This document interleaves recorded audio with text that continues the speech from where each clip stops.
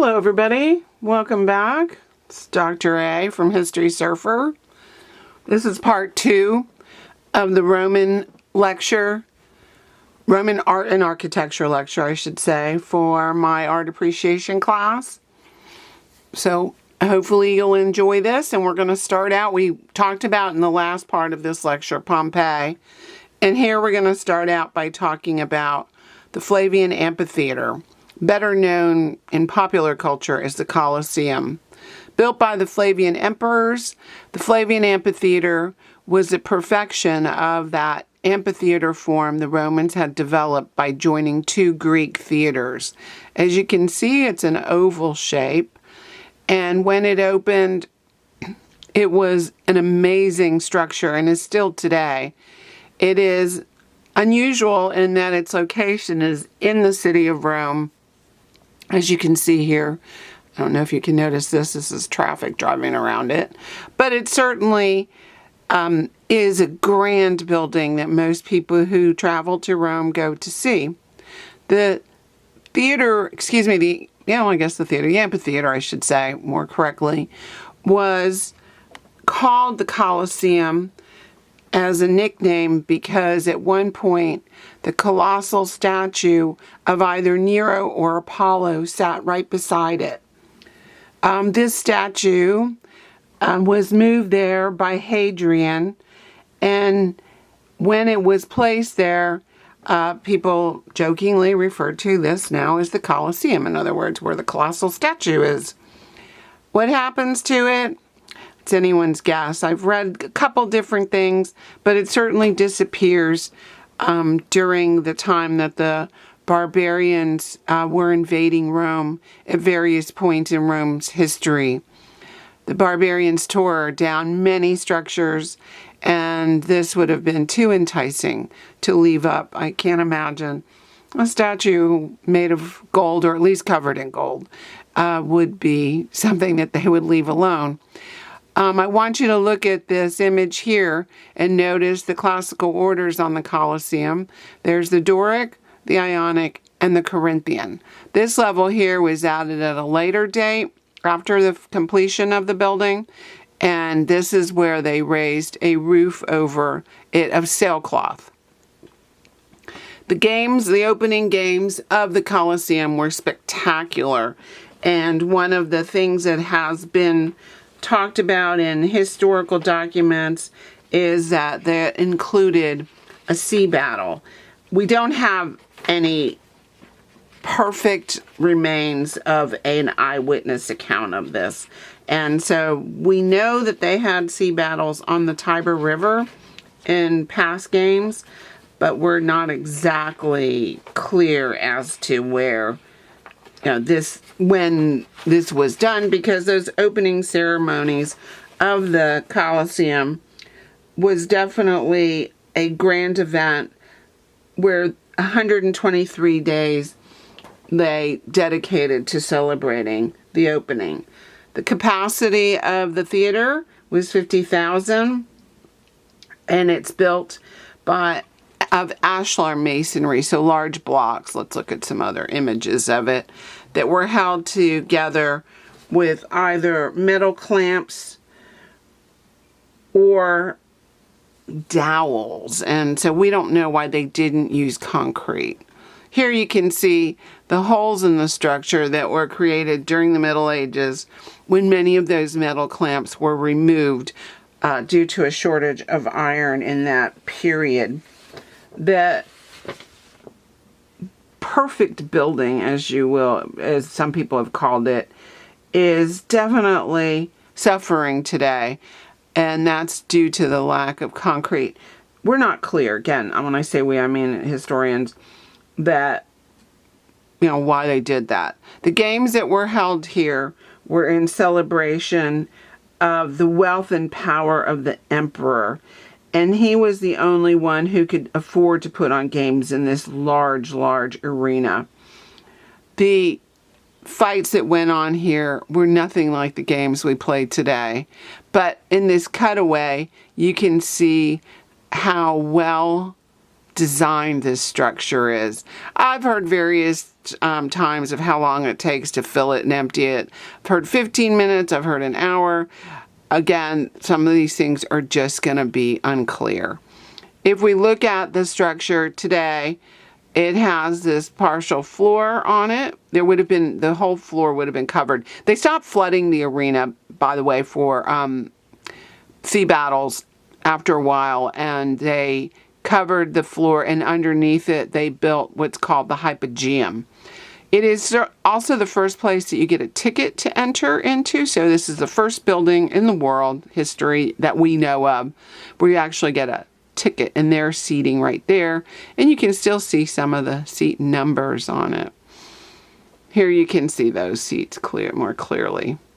In addition, by the year 1000, the building was in such poor condition from people taking material from it, the Pope declared it a holy place, and it was sanctified at that point. And then you can see that cross here. It was a place of martyrdom. And so they stopped letting people take that.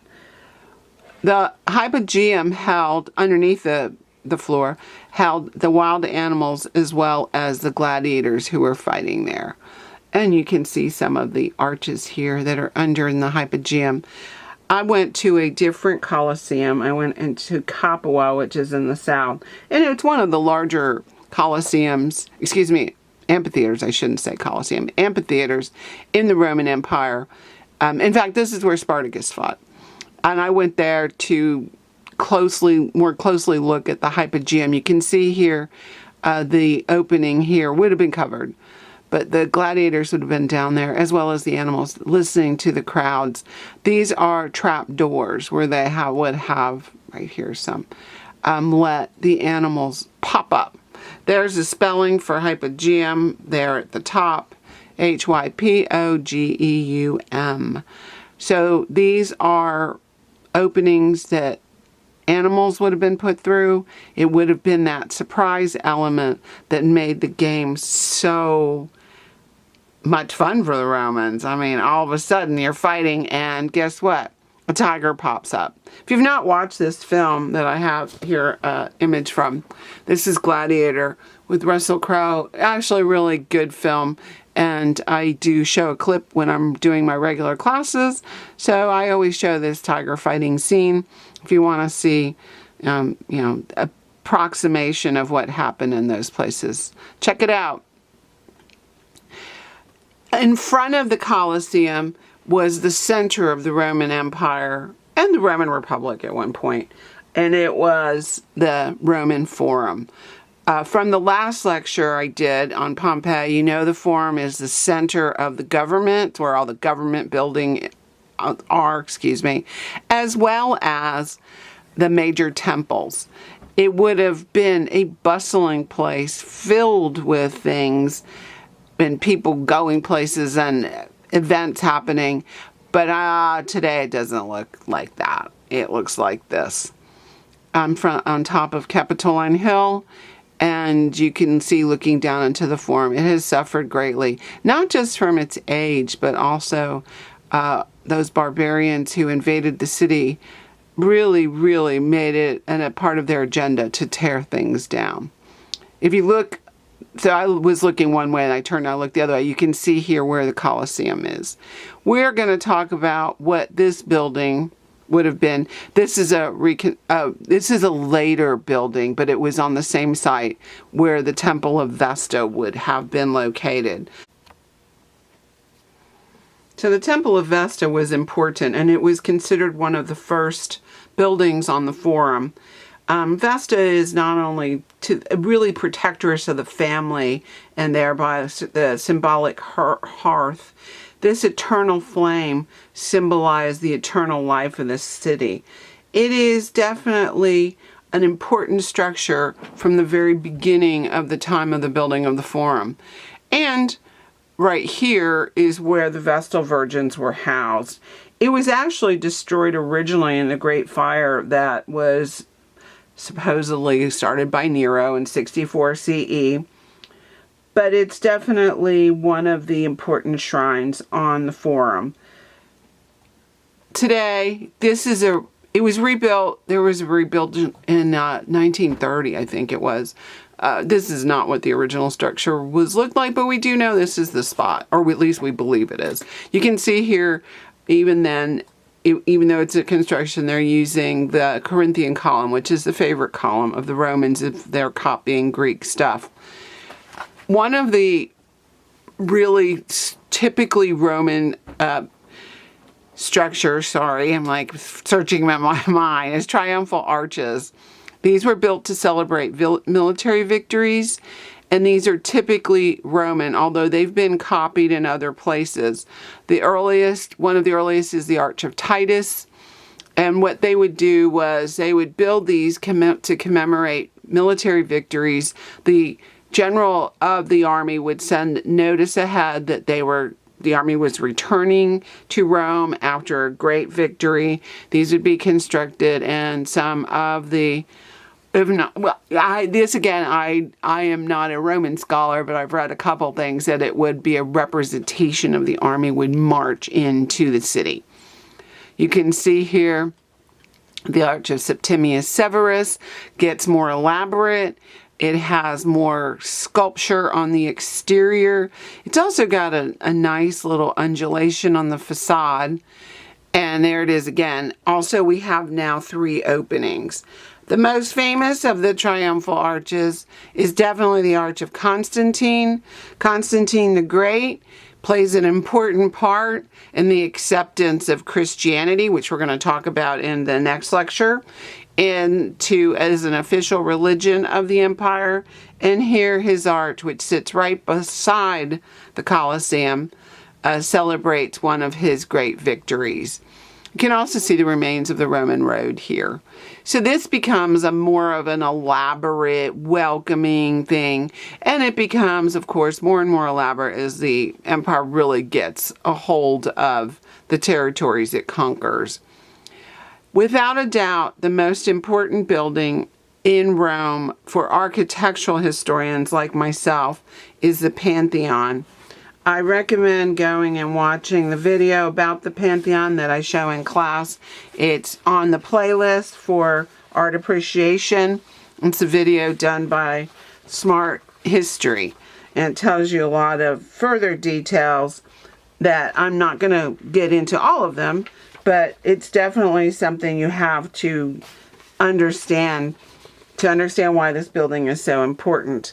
It is an amazing building because it is the first domed structure in the West. The emperor who had it built was the Emperor Hadrian, and Hadrian was a great follower of all Greek things. He's often called the Greekling. It was definitely a huge undertaking. We have a 20-foot thick base that's supporting a giant, heavy concrete dome. The dome was made from concrete, but it was actually 2 domes, and I'll show you that. The walls themselves were reinforced with hidden brick, and they were definitely had to be very strong to support this giant structure. Look at the top here, the opening. That's called the oculus for eye. Here in this photo, you can see it had a Greek front porch, and that's married to that large drum. The columns come from Egypt. And there it is from the front. It's a magnificent building, and it influences all dome building in the West after its construction. So do not forget this building. I can't say enough about it. It is unbelievably complex for its period, because just imagine all the work that went in for this giant drum to support this very large dome. I love this building, and I always tell people my favorite place that I've ever stayed in Rome is here at this hotel, so that I could be next to the Pantheon. And in actuality, this is the room I stayed in, just so you know.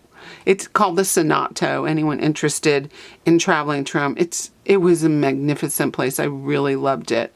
The inside had gold in the interior, and it was dedicated to the 12 Olympian gods. That's the name Pantheon, the Pantheon of gods. Of course, this no longer looks like this with all the sculpture inside of it or the gold. The gold was stripped out of it and used in the building of St. Peter's. In this cutaway, you can see the exterior dome as well as the interior dome. And the interior dome is lighter than it appears because of the coffering. So that's those recessed boxes. And also material that was used in the concrete, like they put little amphorae, these little vases in there, and those created air pockets, which also lightened the load of the dome. Today it's a church, you can see here in the back, and this version of the Pantheon was actually built on a spot that had another building there at one point, also called the Pantheon. On the inside, you have these beautiful marble used, there's the way I'm trying to say this. And also notice all the geometric shapes which echo the dome and the geometry used in this structure. It's circles and squares. Also look at those beautiful Corinthian columns. Today, the Oculus continues to impress people.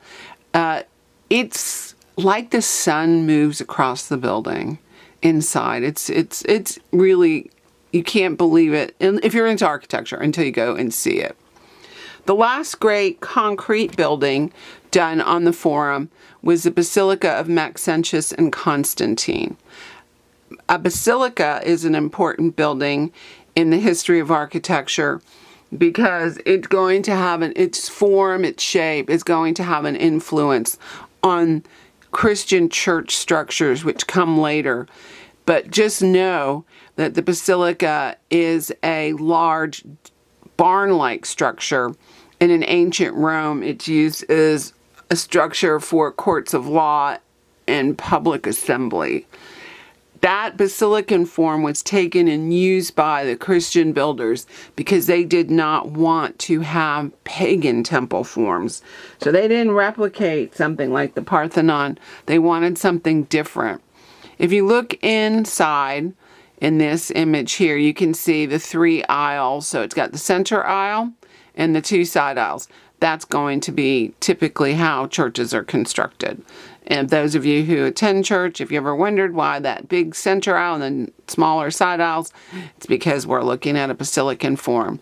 In the back would have been a rounded apse. That's spelled A-P-S-E. And that is where the colossal statue of Constantine sat. In this recreation, you can see the use of coffering again. Again, we're lightening the load. And we have a recreation of the structure because today, if you visit Rome, you come from the Colosseum, you walk down, you see the Basilica on the right, but you're not going to see a building that's intact. That's what you see. This too has suffered in the centuries that Rome suffered invasions from the barbarians. And you can see that here. And notice how this remnant is being held together. It is not much, obviously. I mean, this is just a small bit of the building. But it was a huge, huge, huge building. Rome also had plenty of baths. And I'm showing you one in England just so you can see, even in the provinces where the Romans built things outside of Rome, there were certain structures that they continued to use. So there would have been a basilica here. This is in Bath, England, and this is the bath there that shows you how much of an importance bathing was for Romans. The Great Bath here is a pool that is lined with 45 sheets of lead. Nobody bathes in here anymore. But know that it sits over the top of a great spring. Bathing was an important thing for the Romans, and it was also a place to go to socialize. So it's not just for getting clean. So I'm going to end this lecture here, and I hope you all enjoyed it. And this completes the 2 lectures on Rome. So make sure you watch 1 and 2 for my class. Peace out, everyone. I'll see you in class.